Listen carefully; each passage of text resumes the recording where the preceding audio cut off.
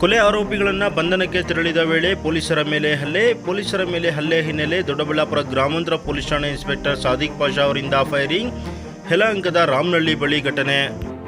ದೊಡ್ಡಬಳ್ಳಾಪುರ ನಗರದಲ್ಲಿ ಮೇ 11ರಂದು ನಡೆದಿದ್ದಂತಹ ಹೇಮಂತ್ ಕುಮಾರ್ ಎಂಬಾತನ ಕೊಲೆ ಕೇಸ್ನಲ್ಲಿ ಭಾಗಿಯಾಗಿದ್ದ ಆರೋಪಿಗಳನ್ನು ಬಂಧನಕ್ಕೆ ತೆರಳಿದ ವೇಳೆ ಯಲಹಂಕದ ರಾಮನಹಳ್ಳಿ ಬಳಿ ಆರೋಪಿಗಳು ಪೊಲೀಸರ ಮೇಲೆ ಹಲ್ಲೆ ಮಾಡಿದ್ದಾರೆ. ಈ ಒಂದು ಸಂದರ್ಭದಲ್ಲಿ ದೊಡ್ಡಬಳ್ಳಾಪುರ ಗ್ರಾಮಾಂತರ ಪೊಲೀಸ್ ಠಾಣೆ ಇನ್ಸ್ಪೆಕ್ಟರ್ ಸಾದಿಕ್ ಪಾಷಾ ಅವರು ಆರೋಪಿಗಳ ಕಾಲಿಗೆ ಫೈರಿಂಗ್ ಮಾಡಿ ಬಂಧಿಸಿದ್ದಾರೆ. ಶುಕ್ರವಾರವಾದ ಇಂದು ಬೆಳಗ್ಗೆ 9 ಗಂಟೆಗೆ ಆರೋಪಿಗಳನ್ನ ಖಚಿತ ಮಾಹಿತಿ ಮೇರೆಗೆ ಬಂಧನಕ್ಕೆ ತೆರಳಿದ ವೇಳೆ ಈ ಒಂದು ಘಟನೆ ನಡೆದಿದ್ದು, ಗುಂಡೇಟು ತಿಂದ ಆರೋಪಿಗಳನ್ನು ದೊಡ್ಡಬಳ್ಳಾಪುರ ಆಸ್ಪತ್ರೆಗೆ ದಾಖಲು ಮಾಡಲಾಗಿದ್ದು, ಬೆಂಗಳೂರು ಗ್ರಾಮಾಂತರ ಜಿಲ್ಲಾ ಎಸ್ಪಿ ಮಲ್ಲಿಕಾರ್ಜುನ ಬಾಲದಂಡಿ ಭೇಟಿ ನೀಡಿ ಪರಿಶೀಲನೆಯನ್ನ ನಡೆಸಿದ್ದಾರೆ.